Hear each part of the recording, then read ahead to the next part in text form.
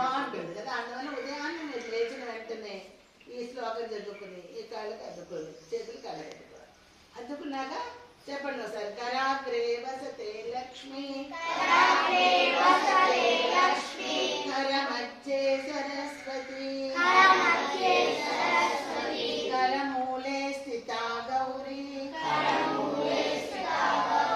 ప్రభాతే కరదర్శనం.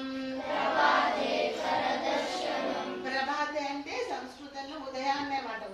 సూర్యోదయం ఉదయాన్నే లేస్తాం కదా. ఉదయాన్నే లేస్తున్నారా? అందరూ ఎన్నింటికి లేస్తున్నారు చెప్పండి, నిజం చెప్పాలి. బాగా ఎప్పుడు 10 o'clock.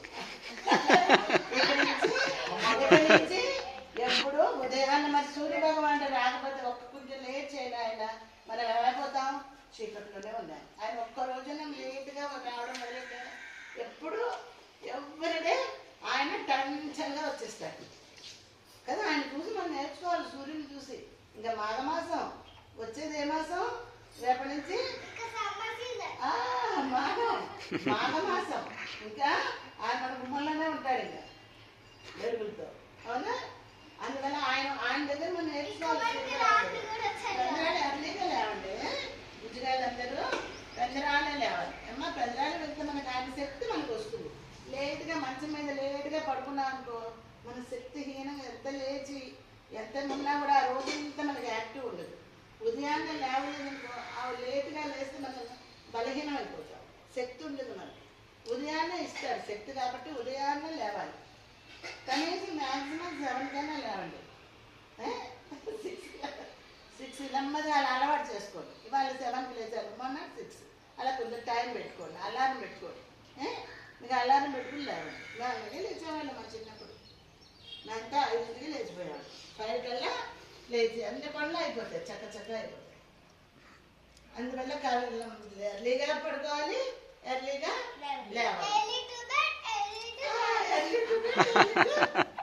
ఇవన్నీ మీరు బాల్యకాశంలో నేర్చుకోవాలి. మరి ఇవన్నీ మీకు అన్నీ తెలుసు, కానీ ఎందుకు మేము చేయడం, మేము వేషాలు అనుకుంటారు. కానీ మీకు అన్నీ తెలుసు కదరా. మీకు అన్నీ తెలుసు కానీ ఎందుకు చేయాలి అనుకుంటారు, కానీ చెయ్యాలి.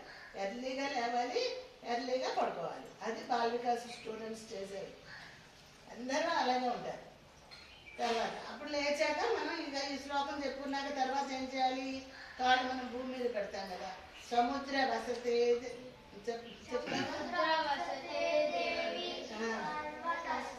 మండలే విష్ణు పత్ని నమస్తుభ్యం చెప్తావా? మనం భూమిని ఇలా కాళ్ళతో చేతులతో దండం పెట్టుకోవాలి. ఎందుకు దండం పెట్టుకోవాలి? భూమిని ఎందుకు దండం పెట్టుకోవాలి చెప్పండి.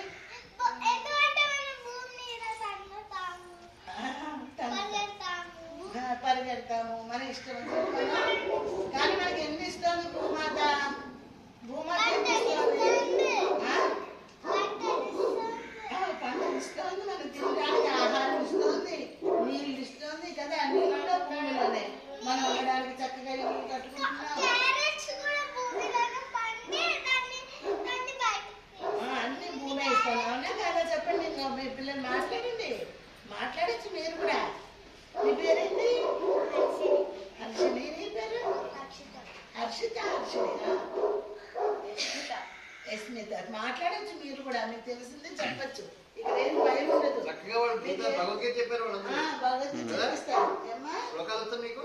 చెప్పండి అన్న, నేర్చుకుని శ్లోకా చెప్పండి. మీ నలుగురు చెప్పండి. సాయిరామని చెప్పి చెప్పండి. నించోండి, మీ నలుగురు వెళ్ళండి. గో.